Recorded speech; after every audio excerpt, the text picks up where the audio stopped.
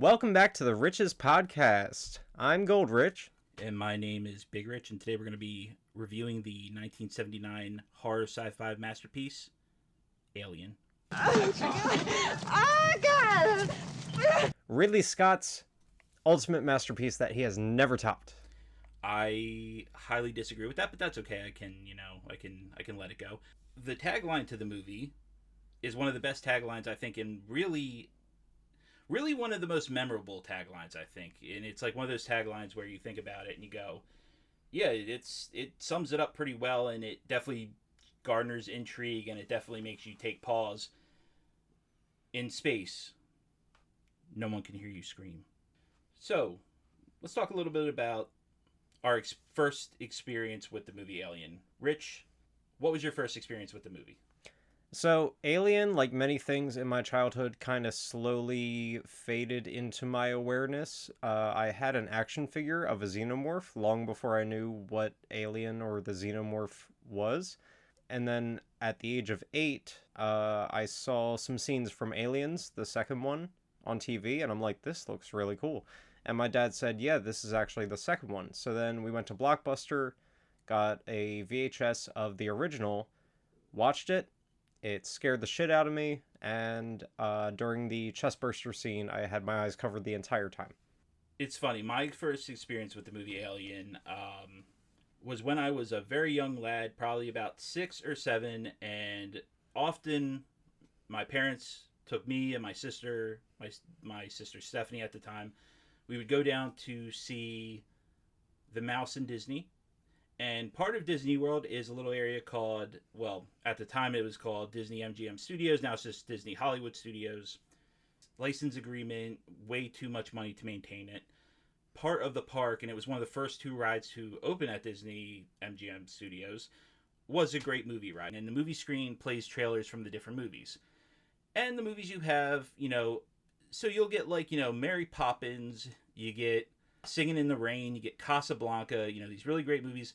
And then out of fucking nowhere, you have this dark, horrifying, slow burn, echoing loud horror movie with no kind of announcer, no sort of, anything explaining what you're seeing. You just know that something's wrong. And it's like playing it, and it's like this alarm blaring in the background, and you're watching it as this little kid, and you're like, what the hell is going on? And then suddenly at the very end, to make you really piss yourself, it cuts the and you're like, what the fuck? It's like, god damn, what the fuck just happened? And you're seeing people like blood coming out of people's mouths. You see a cat hissing. You're like, what the hell is this shit? Traumatized for life. It scared the shit out of me. I remember hiding behind my dad, and my dad just laughing his ass off. God damn it. Anyway, but yeah, no, it's that was my first experience with Alien. And then as I got older, I finally got to sit down, watch the movie itself, and it's funny. The movie didn't scare me as much as I appreciated what I was seeing and how out of nowhere some of the things were. It wasn't like it scared me to my core. It was more like oh my god. Specifically, the dinner scene. Yes, you appreciated the artistry of it. Well, I appreciated how abrupt it was. Yeah. Literally, you're seeing these people all happy, and the one guy's coming out of his little his post face getting humped session, and he looks happy. He's enjoying the meal. He takes one bite out of something, and he's immediately choking. Yeah. And then suddenly he's rolling in agony, and it's so abrasive and jarring. And I think that's what I appreciated of the movie itself, is just a scene like that where it's what the hell is going on, and then which was very edgy at the time. It's a very edgy scene and overall concept for a movie at the time. Let's talk about what led up to this movie. So now we're going to get into what led up to the movie Alien. And it's funny, you look at it so many of the elements historically going on that you can kind of understand where the writer Dan O'Bannon was coming from while he was in the process of writing it. So the first big historical event you have is post Vietnam War America, you have, the public at an all-time low view of the government, of authority, this disillusionment towards, they had believed in. And, now it's kind of like this aimless period post the Summer of Love and the hippie movement, kind of this aimless wandering. And ultimately, the only thing that you really knew at the time from the historical point of things was you couldn't trust anyone in power at that time. Yeah. That was it. You had Nixon getting impeached. You had the Watergate scandal. Very limited trust in the leadership of the country, specifically the United States. Yeah. Then you have, the cynical view of corporations, specifically the military-industrial complex, which, thrived from the Vietnam War. It thrived off of, human beings being kind of basically fed to the flames, and their blood basically lubricated the gears to keep it going. It's horrible as that sounds. It's not wrong. It's messed up. A lot of innocent kids were lost, and that's sad, horrible. But basically, the whole view of a corporation putting human lives second and putting profit first is a really big theme, I would say, of the movie Alien. And I would agree. And it definitely shows through in a lot of the plot points and things that happen throughout the film itself. Then you have Cold War anxieties, which part of that, Vietnam definitely part of the Cold War era. Granted, Vietnam wasn't against Russia so much so as it was against China, but communism as a whole is what it was against. So you have Cold War anxieties of this fear of the other and this whole thing of destruction from within.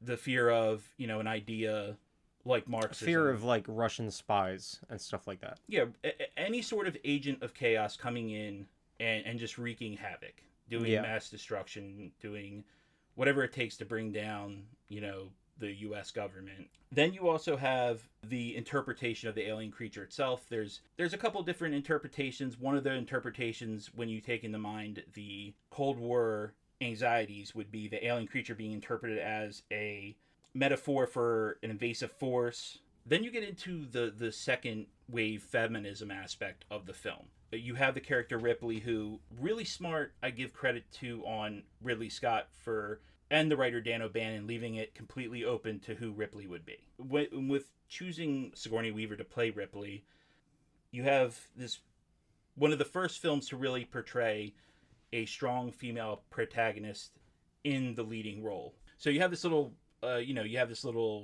robots and aliens movie called Star Wars, with Leia being portrayed as this very confident female leader, and granted, she's in kind of like in a secondary role with Luke being in the main, being the main character. Yeah, but I love, and here's a perfect moment that symbolizes her as or like cements her as a feminist icon is when she grabs the gun and she runs out in the hallway and starts shooting, and she's like, somebody has to save our skins.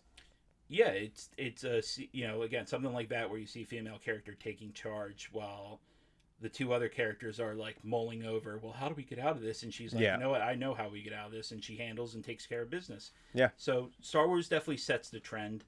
Then the year after Star Wars, you get Jamie Lee Curtis as the lead protagonist in a horror movie, trying to do whatever she can to try to survive. Yeah. And with the second wave feminism as well, you also have the challenging of the traditional gender roles.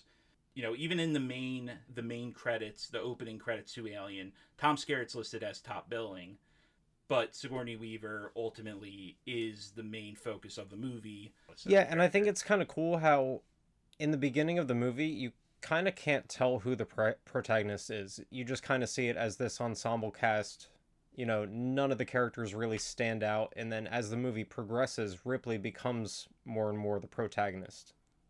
Yeah, and it's also too, like, these moments leading up to her finally, taking over as the commander of the ship, being second in command, and then being forced into the position of now being the commander. You can see how she's much more, she still is the one person who is like making the good call. Yeah. Each time.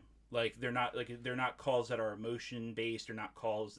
They're also though not calls that are Heartless, like because heartless monetary based exactly, decisions. It's a they're very they're balanced logical approach. yet empathetic decisions. Yeah, like it's very I would say very well balanced decisions. Yeah. Really shows strong leadership, constantly getting undermined, and of course every time it gets undermined, somebody dies. So Yep. there you go. Then you have with this film the space race and the NASA missions. One of the biggest events of humanity period was landing on the moon, and kind of this open like, oh my god, we landed on the moon, now we can go to Mars, now we can go Anything's farther possible. out. Yeah, Yeah. very boundless possibilities, but at the same time you also have this fear of the unknown. Yeah.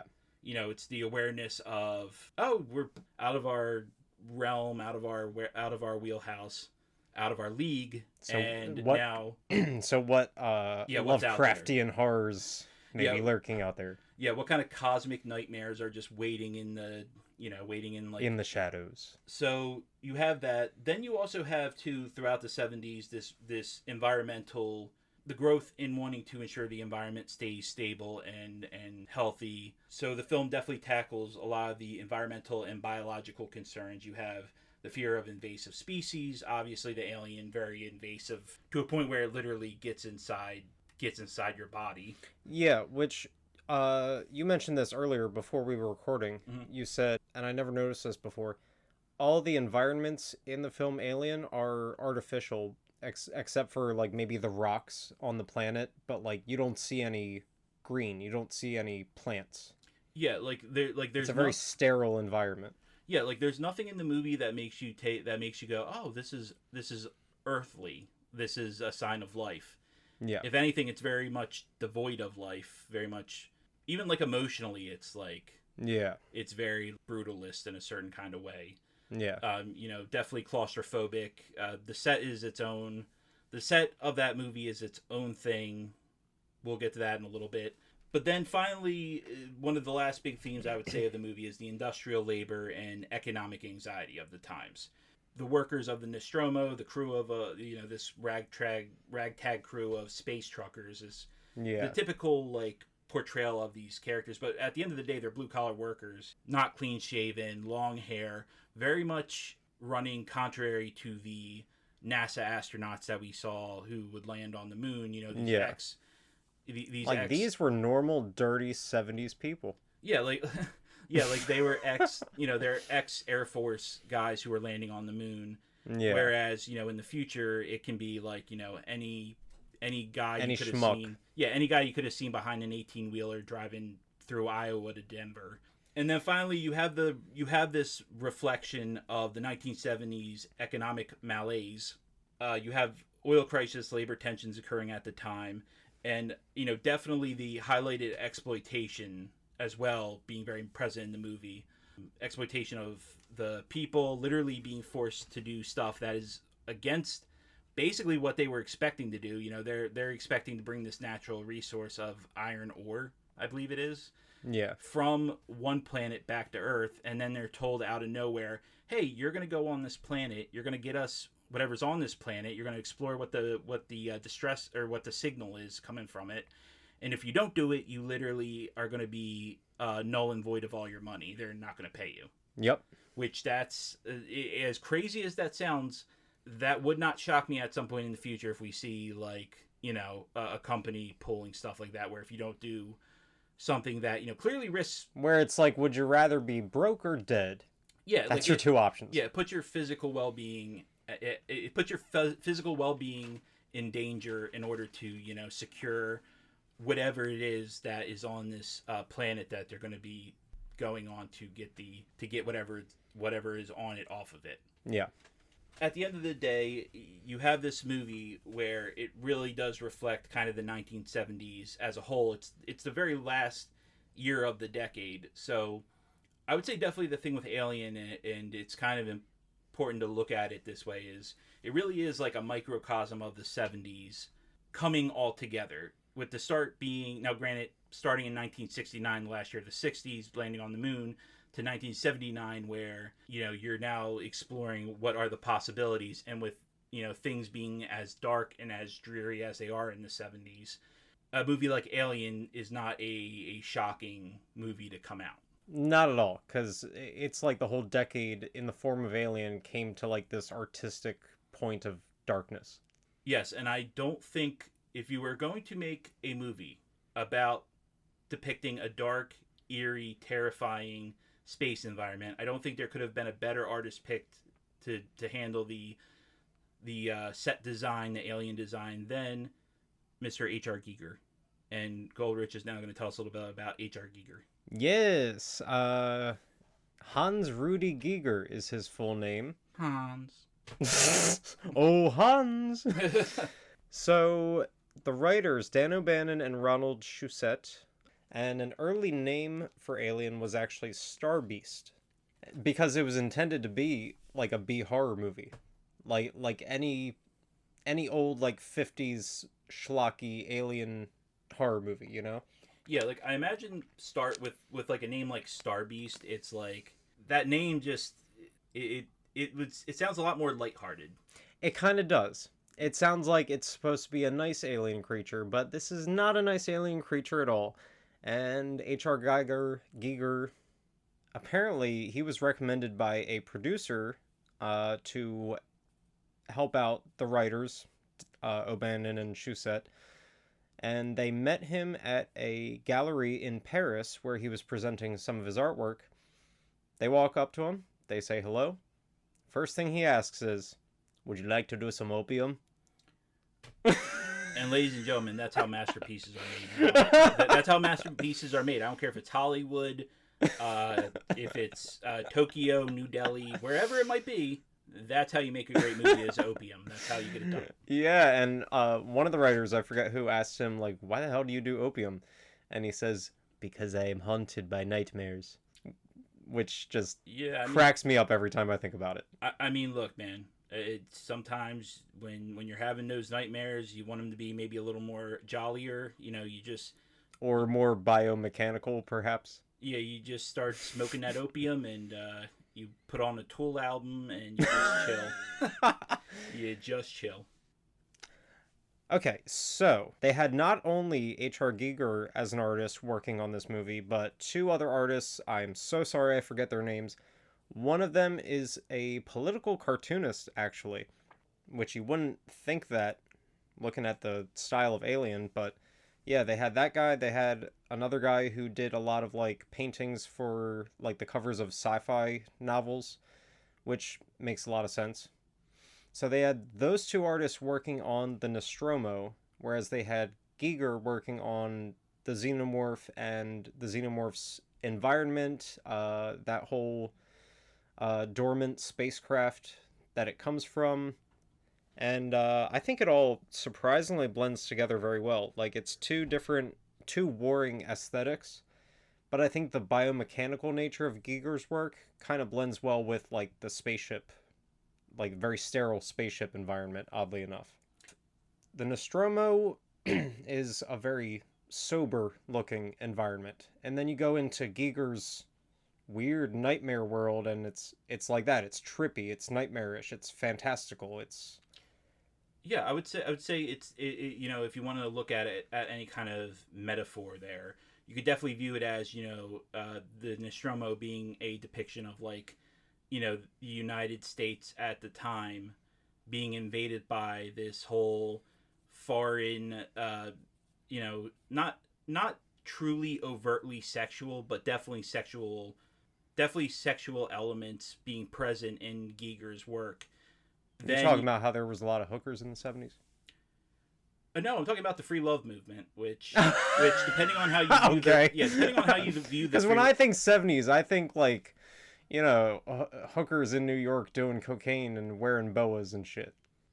Yeah, I mean, usually when I think of the 70s, I think of like just a failing country post, you know, the hippie movement, post the anti-war movement, you know, feeling very aimless, very drug-riddled, basically trying to exist with this facade of, look, we're putting people on the moon, and it's like, yeah, but we're also bringing guys home from Vietnam who are, like, addicted to drugs and are now going to be suffering for the rest of their lives with images you wouldn't wish on your worst enemy, bringing that to Alien. So it's like basically almost like a facade of presenting a very controlled environment when in reality it's really not controlled. But then you have the alien come in through another person, and the alien just proceeds to wreak havoc on this Which I believe ship that to a point that where I believe the parasite idea actually came from Ronald Shusett. He, speaking of nightmares, he had a nightmare. They were trying to figure out how the alien gets Okay. onto the ship. Now I need to ask about this nightmare. Was this just after a run to Arby's? That Very well could have horsey been. sauce is sitting there for decades at a time sometimes. So Oh you god. never know what kind of nightmares you'll have. I am hunted Post- by nightmares. Yeah, Giger would keep just putting horsey sauce on all his food, and that's why he kept having nightmares. But no, this was one of the writers, Ronald Shusett, woke up from a nightmare, and this was after days and days of him and Dan O'Bannon struggling to come up with how does the alien get onto the ship. And Ronald Shusett woke up from a nightmare, and he gets all excited, calls Dan O'Bannon, and he's like, "What if the alien screws one of them?" I shit you not. I mean, look, 70s free love movement. Yeah. Why not? Why not have? And again, going back to the again free love movement. Sadly comes at a price, and that price is people thinking they can just be overtly sexual and creepy without any sort of like. And that's definitely another big theme of the movie Alien is I'm trying to think of the best way to phrase this right now. Sexual assault. Sexual assault, things being forced upon you without giving any sort of permission or like okay to do it. Yeah. And definitely the face hugger is like really good depiction, I would argue, of something like that. So now we're going to come to like the actual production of the movie itself. The movie has this really great cast. Sigourney Weaver, you got Tom Skerritt, you got Harry Dean Stanton, you have Nancy Cartwright? Veronica Cartwright. Which Harry Dean Stanton, by the way, did not want to do this movie until he saw the concept art, and he was like floored by it. And he's like, "You got the money for this?" And Ridley Scott's like, "Yeah, we got the money for this," and he was in. Yeah, I mean, and I think he's a really great character to have, specifically as like the, like literally he's like the last person you would want near a potato launcher, let alone you can only imagine how many $1 billion spaceship. Yeah. He's like one of the last people you would expect, but he's willing to do the work, so hop aboard. It's Yeah. like, come aboard, sailor. So you got Harry Dean Stanton's character, you have His best friend Parker, played by Yaphet Kotto. who Yaphet Kotto, if anybody's a James Bond fan, like I am, one of my favorite Bond movies is Live and Let Die. He plays Mr. Big / Kananga, and he absolutely kills it as like a Bond villain. So he's in it, and then you have Ian Holm, who, If you've seen The Fifth Element, he was Ian the Holm. priest. Yeah, legendary Ian Holm, absolutely incredible actor. A lot of people know him for being Bilbo Baggins initially in the Lord of the Rings series. Yep. What was the other one you just said? I apologize. John Hurt. John Hurt, yes. John Hurt, 2-time Oscar nominee. Great, really. classy British actor. Yes. And really, too, I give him credit for making the movie scary. Like, if there's one actor who, like, I would say Ian Holm does a good job making it scary, but I would say John Hurt, specifically during the dinner scene, if he doesn't do as good as he does in that scene, it could have been very hammy, it could have been very, comical. But he really sells it, and I also give credit to the actors as well, really selling it with their reactions. Their reactions are genuine, how I feel like most people would be seeing a friend go from just recovering happy to suddenly writhing in pain and having to ultimately lose his life to this abomination bursting forth from his chest and then splattering them with blood. Yeah, which Ridley Scott didn't tell them what was going to happen in that scene. Yeah, and that's another thing you can like credit, literally only John Hurt knew what was going to happen. Yeah, like definitely credit to Ridley Scott, and again, Ridley Scott showing that he trusts his actors, which again, I think that's a big thing for a director to say, "Hey, I trust you guys enough to handle this scene." Yeah, he literally left the room sometimes when they were filming because he's like, "I don't want to see it. I trust you guys. I'm not going to tell you what to do. You know the lines. Just do it." Yeah, and again, a lot of times, and that gave it a very. I feel like that gave the actors, like, it forced them to have good chemistry. because they weren't going through the director, they were like going through each other, and it forced them to maybe improvise a little bit and I don't know, just interact with the set, and it gave it a groundedness. Yeah, and also too, like, being that, like, again, when you view it from the point of view as these guys being this ragtag group of space truckers, you really get the idea that they're not like overly emotional people. They're No. not like giving these thespian ridiculous Oh no. performances. They're giving like very grounded performances, which when you have a scene where someone's genuinely suffering, their response is going to horrified really makes you feel that horror even more, because you realize, okay, this isn't them like just giving some hammy acting. It's them actually being Yeah, they're like, not oh my acting like god. they're acting. Yeah, like they're like, oh my god, what the hell is going on right now? Which apparently a lot of that paranoia and the claustrophobia was real, because the Nostromo set was that. It was one big set. It wasn't like this room's a set and then over here you have a different set. No, the Nostromo was like built as a whole set, which is wild. Yeah, and again, I'd like to think they got more than one use out of it. Like my biggest fear is it got used for like for like an episode of All That, in like the '90s, or like used for some like disposable other thing, and then Keenan and Kel. yeah, now Ow, here we go. yeah, now it's just being used for like the Universal tours to be like, oh look, this is where they shot Alien, and a bunch of people from like the Midwest are like, look, it's where they shot their Alien movie. Like, I hope it got more use. I so hope so.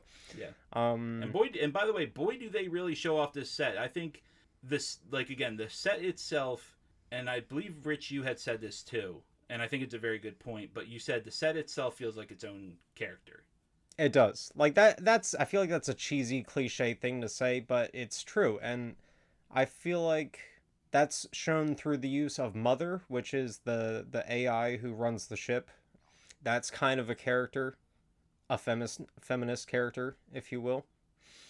You have the whole scene in the beginning where like everything's like buzzing to life. You have like lights blinking and things beeping, and then all the like sliding doors and sound effects. Like it really does feel alive. It's also a thing too of like when the moments where the tension starts to build, you definitely notice the camera kind of make this effect of making like the environment feel that much more claustrophobic, that much more tighter. People running from this like horrifying cosmic creature. You have another incredible scene with Tom Skerritt, his character Dallas, going through the vents, trying to shut down and basically contain the movements of this creature. They're trying to track it as he's trying to move, and they can't get a good lock on it. Like they can see Yeah, where, like they have this yeah, little beeping tracker thing, and they can see vaguely where it is, but you don't know like vertically like what level of the ship it's on. You just know it's like somewhere around him, but it could be above or below or right next to him. Like you don't know. this moment too where like he's finally stopped and paused, and you hear the panic of in Nancy Cartwright, Veronica Cartwright. Veronica Cartwright. I keep saying Nancy. I know. That's That, the voice of Bart Simpson. yes. Yeah. Don't have a cow, man, but there's an alien next to it. Jesus Christ. Anyway, so she's Veronica Cartwright doing a great job selling the scene, realizing the horror of, oh my god, my captain's literally being hunted down. Oh, Captain, my Captain. Yeah, trying to save us, but at the same time struggling to save them because he's trying to navigate through these tight ass corridors Yeah. with this creature who can just move through with relative ease. And when he finally stops and takes a moment, the use of only the torchlight, Yeah, the flamethrower. yeah, the light from it, Yeah, just being the only thing lighting, and then him turning, and then you seeing the and creature. then also the light shining through a fan that's spinning gives like a strobe effect, which Yeah, is really cool. yeah, there's a lot of cool lighting choices in this movie, and I Yeah. definitely think the light, like the very strong. What do you think that would be, like a fill light maybe, or Which light you talking about? the strobing effect one with the fan? I guess that would be a fill light. Yeah, it just creates like the strobing effect, and it's not even really strobing at all. It's just a fan in front of a light, but it does. Yeah, they find all yeah. these organic ways for this lighting to make sense, but also look really cool. Like at the end with the alarm going off, you have that red lighting in the hallways. Yeah, and you also have like a yellow light going off too. So it's like, Yeah. so it's these very disconcerting colors. Again, there's nothing, calming with the color choices. They're all either caution lights or warning something very bad's going to happen. Like, Yeah. Very stark colors in these movies because there's a lot of black, white, and gray and like off-white, like a 90s refrigerator type white. And then you have, starkly contrasting that, you have like the reds and yellows. again, just the lifelessness of everything, of the creature, of the ship. So now moving to, I guess, going towards the feminist kind of presentation in the movie. One of the big things that really fuels the movie is this constant undermining of Ripley. You have that she's second in command to Dallas. Dallas gets off the ship with Kane and Lambert. Lambert. They go to the ship. They, explore it. So Ripley is in charge now. Being Yeah. second in command to Dallas, now that Dallas is off the ship, she's in the one- charge. yeah. And yet, when she's trying to tell them, hey, he's got a thing on his face. You can't bring him in here. You got to quarantine him in the airlock. And Ash is like, no, we're going to let him in. Yeah, like there's this whole thing of she's literally making a call to avoid jeopardizing the crew. Yes. You already have your one guy who's compromised biologically Yeah. with a foreign body like latched to his face doing God knows what. You don't even know what's going on underneath the creature itself until they do like the x-rays when they're in the medical bay. You have her trying to prevent this, this horrible thing from happening of contaminating everything. And Ripley's like, hell no, you need to quarantine him in there for 24 hours because that is company procedure. Yep. And she's actually doing exactly what she should be doing, which is to prevent this massive biological outbreak of God knows what. And you figure it's already attached to it's already taken down one of your crew member. How many more crew members do you want to see get taken down? So, she's doing the right thing. And then Ash, the science officer, makes the call to let them in and undermine her position as the first in command while Dallas is off the ship, thus leading to Kane being brought aboard and bringing with him a total nightmare. Monstrosity. Yeah. Yeah, this horrible Lovecraftian face grabber. It's called a face hugger. Okay. Whatever. Actually. Actually, it's a face hugger. We give and this is what if you called it a face kisser?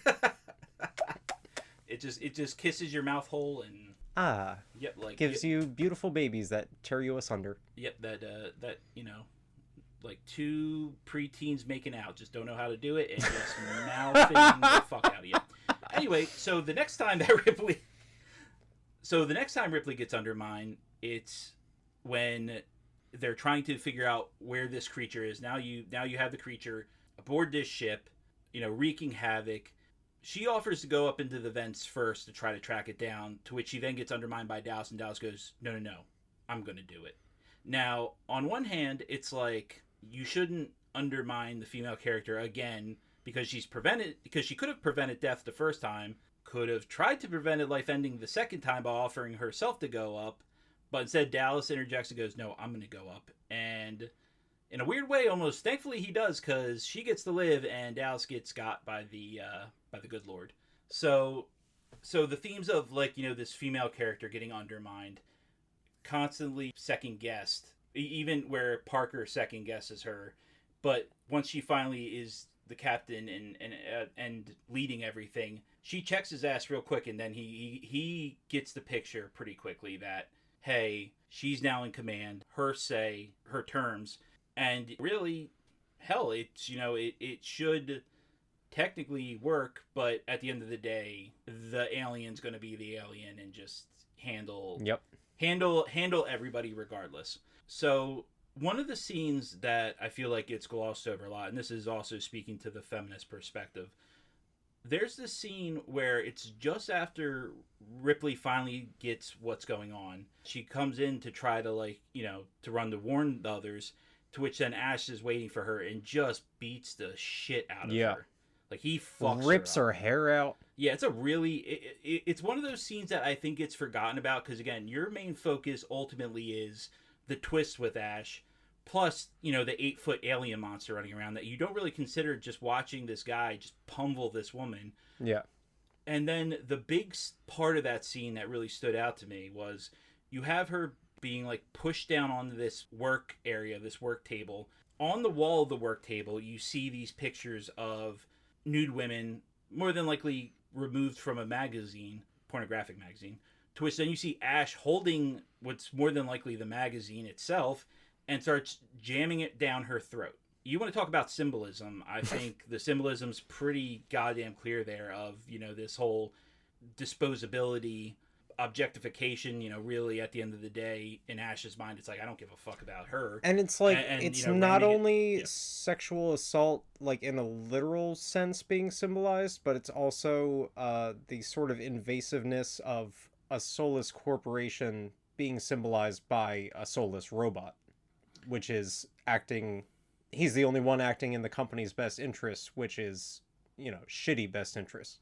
Yeah, it's definitely, I would say, a commentary on how the corporation, Ash, how the corporation is fucking these people. Yeah, no, I mean, the corporation really is acting through Ash, and Ash is a reflection of the corporation. Yeah. So when you view it from that light, you realize, okay, so this corporation is probably being run by people who just don't give a shit. They are maximize the dollar, get whatever sort of assets they can. In this case here, the asset isn't even really the iron ore anymore. It's the creature that's wiping out their crew. But the crew is expendable, and so the big twist being that Ash ultimately is an android. It makes sense. Like it's weird. Like it makes sense that ultimately, like he's just as soulless, just as relatively uncaring as... I dare say he's the real villain of the movie, or well, the corporation is the real villain of the movie. Oh, without question. So the whole thing with the alien itself is the alien is just it's an animal, and it does what it does. Yeah, it's an apex predator, just an apex perfect creature that just is good at killing. That's literally its whole goal is just to eat, sleep if it does sleep, or rest, whatever, and to make more of itself and replicate and reproducing through face-hugging Englishmen and, having the Englishmen writhe in agony as it, bursts forth from him. The main villain is the Weyland-Yutani group. And yeah, and I think that Avatar... I just want to jump back to the alien for a split second. I think the alien as a creature, is a perfect symbolism of invasive reproductive activity. And I think that's kind of the whole theme. Yeah, I mean, you can view it as a lot of different ways. I mean, one of the things that I've thought about, depending on what you want, what kind of, it really is up to whatever kind of critical eye you're taking. So if you're taking a feminist perspective, you could view the alien as, sexual malice. Yeah. Forcing itself, becoming very soulless. Mirroring the soullessness of the corporation. Like, it all kind of goes together. Yeah, like if you take if you take more like a lefter leaning kind of Marxist approach, you look at the use of labor, you look at the disposability of the worker, you look at the capital of what's guaranteed, which is the iron ore, and also the capital of, hey, we might have this creature that we can use and exploit for its warfare capabilities. It's like both the alien and the corporation, they will get whatever they need out of you, no matter what it does to you. The alien and the corporation will do that to you. One of the things that I will say is kind of funny about the movie is the cat and how the cat's treated towards the end of the movie. So, oh god, yeah. So there's a very famous plot writing device called Save the Cat, and it literally happens in this movie where at the end Ripley decides, hey, we're going to destroy this ship because the alien's aboard. I'm going to go find the cat before we blow up the ship, and I'm going to leave. She leaves Parker Lambert to handle getting the gas tanks ready, or the oxygen tanks, I want to say. To blow up the Nostromo? To start the process of blowing the ship. It's really interesting. It's a very interesting decision that gets made to kind of break the rules of the movie, and it really is very jarring where, so far the rules have been, if a character is by themselves and they're alone, more than likely they're going to get taken by the alien. And this scene here flips it where you see Ripley going to go get her cat, and you see the two of them putting stuff together, and next thing you know, you just see this like shadow appear like in front of a light, and you're realizing, oh my god, the alien's going to go after the two of them. And literally the one guy, Parker, he's not even, he can do very little before the alien mini mouth flies out and bursts through his skull, which is horrible. Yeah. And then with Lambert, definitely a very devious image of this sharp tail starting to wrap around her leg that's going to pierce up through her. Yeah. Obviously sexually malice imagery. Mm-hmm. Granted, they don't show it, which I think it's a good call that they don't show what happens to Lambert, because you get the idea she's dead. Yeah. But it's like, again, you use your imagination, like, what the hell happened to her that, like, Ripley is just running back into the room, seeing what she sees, and goes, okay, well, now... she has this, and this is great acting from Sigourney Weaver, that she has this realization of horror, like, I'm the one human left on this ship. Being the last one and seeing that even with two people, it didn't matter. Yeah. Like, it doesn't matter how many people at this point that you have. And again, just the whole thing of the concept of the apex predator, I think, is a fascinating theme of the movie that's not really talked about a lot. But the concept that, having watched the movie, I think I've kind of come to realize is that really there's 3 apex predators aboard the ship, each one having a different kind of element to it. So the first apex predator being human beings. We are apex predators. Ripley being the apex of the apex. Yes, definitely Ripley being like the one who makes the most calculations, the one who makes the best decisions, the one who ultimately is able to survive. I dare the whole say ordeal. the most sentient animal on that ship. Yeah. Then you have the cat. The cat, coming from a line of the feline, tigers, lions. Granted, it's a domesticated creature, so it's an apex predator technically, but it's been domesticated now, and it's only going to do what it needs to survive. It's not going to be as like calculating and wanting to kill. And then you have the alien is like the ultimate unknown apex predator. Ash, a soulless killing machine. Yeah, as Ash is his head is reanimated to get out whatever information they can out of him to understand what the company, why the hell the company would do this. He ultimately describes the alien as a thoughtless killing machine, and he talks about how he almost envies it because it's so thoughtless. It's unencumbered. He says something to the effect of it's unencumbered by delusions of morality or something like that. Yeah, and one that's horrifically disturbing coming from a robot designed by a company. Yeah. But then also too the whole thing of it doesn't have any sense of like, am I doing right? Am I doing wrong? It's just doing what it's designed to do, and its whole design is just for killing. Yeah. So you have 3 apex predators aboard the ship, and ultimately the one who does make it all the way through is the human. Granted, that could be, the writer's decision, but it could also be just a commentary on how, look, because we have both the endurance of the human spirit. Yeah, because we both have a emotional intelligence plus calculating intelligence. Yeah. It ultimately still puts us above, this 8-foot crazy horrifying alien monster. But yeah, so also real quick with the cat, there's an unintentional funny part where as she's running out of the ship. Now here's the thing, and I think Goldrich, you said this too. Why did you go back for the cat? I know the whole save the cat element as a plot device. I know it as, you would love your cat, and you would, everybody loves their animals. Not that much. Well, no, I mean, again, you clearly see though that like that cat meant something to Ripley. Yeah. And ironically, the cat saves her by getting her away from that room where the other two get picked off. Yeah. So I didn't think about it like that. So she saves the cat. She puts it in its carrying case, which I'm like, yeah, that's probably a good call, because if you try to hold it and run, it's gonna like scratch the shit out of you. So as she like is getting aboard the escape pod, she proceeds to throw the container like a bag of clothes. Like she just throws it. The cat's inside of it. I'm surprised you I don't think she throws it on purpose. I think she fumbled it.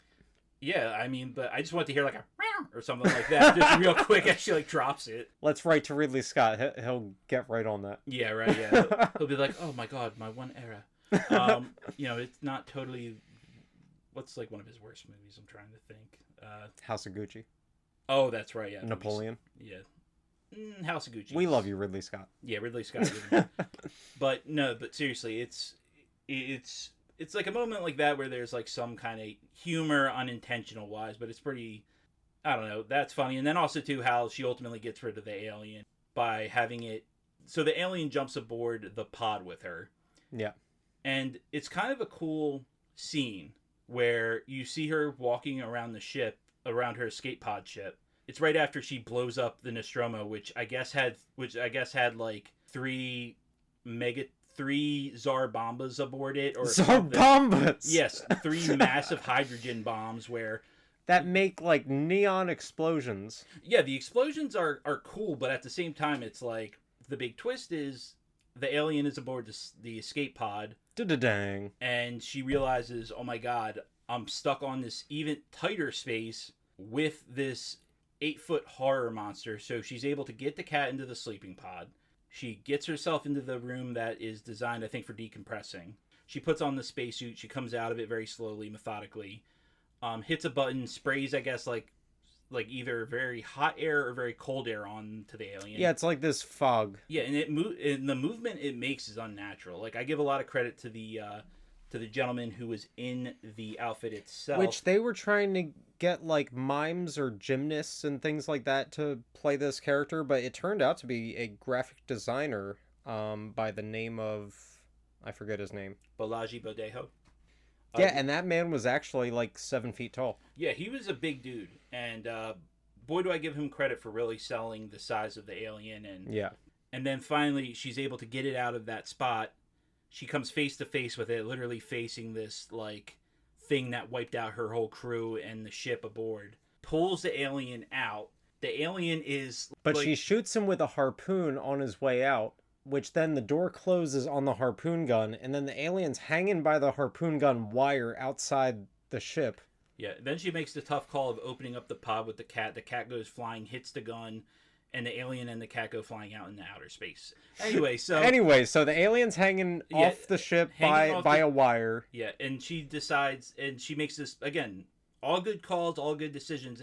Hits, I guess, thrusters that blast the alien out into outer space, just floating. And there's a really cool effect here when so the alien kind of goes spinning toward the camera, past the camera, and you have this effect of like frost coming off of the engines, like hitting the camera lens, which I thought was really cool.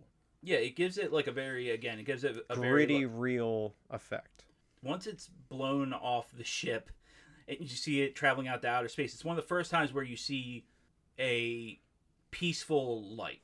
Like it's almost like the water that's coming off is almost like a purifying water that's like cleaning the waters off of Lake this, Minnetonka. Yeah, that's cleaning off this this cleaning the grime and the blood off of this woman's horrific experiences. Yeah, like it's almost like a cleansing. I no longer have to worry about this nightmare fuel coming after me. I'm now just gonna hang out in my space pod and chill with my cat. And then the last shot is very beautiful. It's this like softly lit but kind of bright and happy, like it's Sigourney Weaver laying in her sleep pod with her cat, and they just look very serene, like a Snow White kind of look. Yeah, it almost like it has a very reborn kind of feel to it, like back to the womb. Yeah, like she starts off the movie coming out of a pod.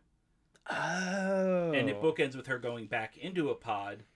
Yeah. But the difference being now is she still has a companion, but granted all of her crew that she was with are now dead. So with Aliens, you have sequels that come with it. Post Alien, you have this movie wins an Oscar for best set design, or no, wins best visual effects. Best visual effects, excuse me. So Alien wins best visual effects at the Oscars. It legitimizes, the horror sci-fi genre as more than just kind of like a disposable film idea. Sci-fi horror, not expendable. Yeah, it can actually be used to tell a really great story and have a lot of depth to it as well. You have a lot of sequels that come from it, and I think it's funny because each sequel almost reflects the time it's being made. Yeah. So you have, so I was thinking about this too, because you have aliens in the 70s, post Vietnam, Mm-hmm. oil crisis, a country very much lost at sea with itself. You have Aliens, which comes out during the Reagan era, and it's guns, explosions, people Yeah, get. and it kind of doubles down on the corporate greed thing, and you actually meet in the form of Burke. You meet like one of the human suits, Yeah, not just a robot, but like a soulless human, yeah, if you will. basically, this human being who's like, yeah, like he's just totally like scuzzy, and Yeah. he's clearly like one of those like, I have the company's best interests at heart. The shareholders, what will they think about you blowing up Yeah. the ship? Sigourney Weaver for the second one, Aliens, was nominated for Best Actress. She was. Yeah. Wow, I didn't know that. And I think it's well deserved, especially that monologue she gives in the beginning when, she's in that hearing and they're like, you destroyed a very expensive spacecraft. And she's like, if one of these things, these aliens, gets into your colony, all this bullshit you think is so goddamn important, you can just kiss all that goodbye. And she throws the papers. Coming from a time in the 1980s where it's the era of excess, it's the era of look how much money we can make, Reaganomics and Yeah. and this neoliberalism, and I think it would be a mix of Margaret Thatcher and Reagan, both kind of played a part, one being from Great Britain, the other being from the USA, respectively. The whole big shiny 80s thing. And like you have Marines who are just loaded with guns, and it's funny commentary that they literally can't use their guns at one point because if they do, it's going to set the whole fucking place on fire and blow it. Which Sigourney Weaver is very anti-gun, and that's why in the third one, there's no weapons in this supposedly maximum security prison. Which leads to now going into the 90s era being kind of like trying to recapture like the 60s, late 60s movement, but now you have that edge of cynicism, I would say. So now you have Aliens that grunginess. 3, so you get Aliens 3 now, which is no guns, aboard a prison planet. You see, I believe it's a prison planet, right? Yeah, she lands on a planet that is, the entire planet is a prison, and it's all men. She is the only woman there. So another feminist vibe, if you will. Another feminist vibe, again, her trying to now fight off again this creature that just keeps following her. It's like it really is just it's very unrelenting. And then you get Alien 4, which is just, it kind of becomes like that movie's a joke. Yeah, it's like, how do I describe it? Going with my theme of each Alien movie reflecting the time, I would say Alien 4 is kind of or Alien Resurrection, excuse me. Yeah. I'm going to call it Alien 4 because Alien Resurrection's stupid. But with Alien Resurrection... As a movie, yes, it is. Yeah. With Alien Resurrection, it's kind of where the movie kind of like... The third would have ended things perfectly because, spoilers, she dies at the end of the third one. Yes. But they bring her back. They clone her. Yeah, they clone her, bring her back, kinda. And it's kind of funny how... But she has alien DNA in her now. Yeah, where it's not even, it's not... Everything's synthetic. And that's what the fourth one feels like. It feels like it's kind of an alien movie, but it's not actually an alien movie. Which it came out in 97, which was, I think, the time of, like, Britney Spears and NSYNC and shit like that was starting to come about. Yeah, definitely the rise of the 90s corporate, hey, we're all one, man. We're all progressive. And I'm hip. Yeah. Hello, kids, I am hip. But seriously, it's like, kind of like, during the time of when, like, in the 90s, like, they were trying to do this whole presentation of, we're progressive companies, we're good. Oh, the exploitation of workers down in Nicaragua? Don't worry about that, no. Don't look at that. You have the 90s where I definitely think the fourth and, I'm saying final in, like... Because chronologically it is. So with the sequels, you also have you have movies as well. You get other movies as well. You get the Prometheus series. You get video games, comic books, novels. Yeah, the novels are interesting too. I know one of the novels features Ripley's grandson, and I know the game Alien Isolation features the daughter of Amanda Ripley. Yeah, Ripley's daughter, and. Yeah, it's Alien Isolation's amazing. You don't see the alien for a long time, but like once it gets going, it's going, and you are filled with anxiety and dread. So it's funny. I played Cyberpunk and I played the end of Phantom Liberty, one of the two endings, and one of the two endings is similar, where you're having to run away from this like creature inhabited by like this evil AI. So you're having to run away from it. So definitely similar sounding gameplay. So I definitely Yeah, at some there's point want to actually play evil robots in, well, they're like in Alien Isolation. There's like nice robots, but then they'll like malfunction and turn evil and attack you, and they just look like mannequins that move, which is really creepy. Yeah, so they're almost like proto Ash, like before Ash was Yeah, Ash. yeah. So yeah, so you get the Prometheus series, then you see like how Alien and the story structure rubs off on a lot of other projects. The whole concept of blowing something up at the end, you know, in the in the 1982 movie, and one of my favorite horror movies of all time, The Thing. Metroid is a big one for me, that it's Yeah, very Alien and Aliens. yeah, like literally you have Ridley, I think is the name of the That big pterodactyl thing. yeah, like Yeah, it's Ridley, named after Ridley Scott. yeah. And also too, the other thing that I like as well is it sets us precedent of the ticking clock ending, where you Yeah. only have a set series of time before something is about to explode and destroy everything. So like Resident Evil uses it a lot, Hmm. and those for I think in the first three games it's very prevalent that at the end of the game you only get 5 minutes to get the hell out of there, Yeah. and in that 5 minute period you have to fight whatever the main boss or the main monster of the game is. You know, so you see it rub off in other projects that aren't even related to outer space or aliens, just science fiction as a whole. Yeah. And then you have the Halo universe that's very influenced by aliens, you know, specifically with the Flood. And then you have Dead Space, which Dead Space, if you want to talk about a really solid homage to the movie Alien, I would The say. whole haunted house in space concept. Yeah, and also limited resources as well. Like looking at how literally they can only fight the one alien with fire. In the game Dead Space, it's literally you have like a little like pistol that if you try to shoot it, it's just going to keep coming at you. So the goal is to really just incapacitate it by shooting the limbs. Oh, Which okay. is that's scary as shit. Yeah. But yeah, no, definitely Alien introduced us to, you know, Sigourney Weaver as this incredible actress. It showed that female characters can be absolutely in a lead role. Launched Ridley Scott's Probably the most famous body horror film of all time. Yeah, I would say definitely. So the way I view it is this: The Exorcist crawled, so Alien could walk, and Alien started to walk so that the Thing could run. Very nice. Yes, that's what I will say.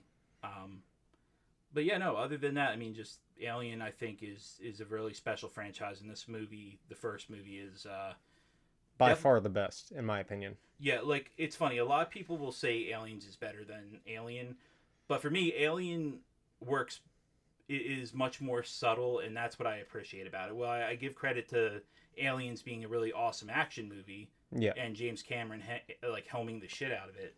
I just like the slow burn, methodical horror of The awkward timing of a lot of the jump scares. yeah, Like there- where it's not building up with music, it's just like quiet, nothing. Is anything gonna happen? I'm waiting. Oh shit. yeah, like there's no like, you know, there's no like corny like sharp violin like "Wee," like nothing like that, which Yeah. is annoying. It's like actual like you don't even really the jump scare with like even like I think the biggest one might be with Dallas when he's like sitting after crawling through the tubes and you notice something behind him, and then when he finally turns, it's the hands are like it's like it's like a Five Nights at Freddy's jump scare with that Yeah. alien. It's just like "Wee," like, you know, and Yep. but then it cuts away before you see anything. But I think that might be the biggest jump scare in the movie. I mean, even like the scene where Kane is writhing on the table, you know Yeah. something's going on. Like you Yeah, clearly it's not much of a jump scare, but it it's it it's kind of hard. is. It's just like it's like stomach. It's oddly stomach turning because again, like the whole idea of just eating food and then suddenly, you know, writhing on the table. Yeah. I mean, you know, unless like I don't know if you've ever ate at Olive Garden, you might know what that's like. But no. But Or Arby's. Heyo. We are not sponsored don't- by Arby's. Don't ever speak badly of Arby's. But yeah, no, Alien, definitely a masterpiece film. Rich, what's your final thoughts on it? Final thoughts are, it's amazing. It's like 11 out of 10. If you are into horror movies but you haven't seen Alien, please do yourself a favor and watch it. Even if you don't like sci-fi horror or sci-fi in general, like I think it transcends that genre as a pure survival film, and it will get under your skin. Highly recommend. Yeah, so, again, definitely check it out. But other than that, Goldrich, anything else before we get out of here? I just want to say thanks for joining us for our very first podcast. Let's go, Yes, baby. sir. Couldn't be more excited. And we hope you enjoyed this one. And we'll talk to you later, guys. See you guys.